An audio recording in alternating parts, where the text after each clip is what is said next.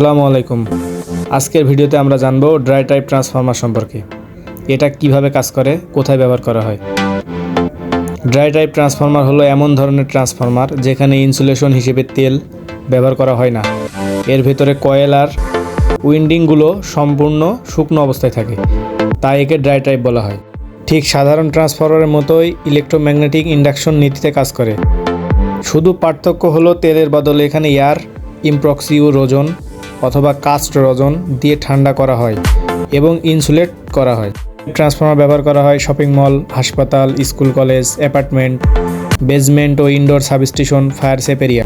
Dry type transformer সুবিধা: অগ্নিকাণ্ডের ঝুঁকি কম, তেল লিকেজ নেই, রক্ষণাবেক্ষণ খরচ কম, পরিবেশ বান্ধব, ইনডোরে সহজে বসানো যায়, লোড ভেরিয়েশন সহ্য করতে পারে, দীর্ঘস্থায়ী।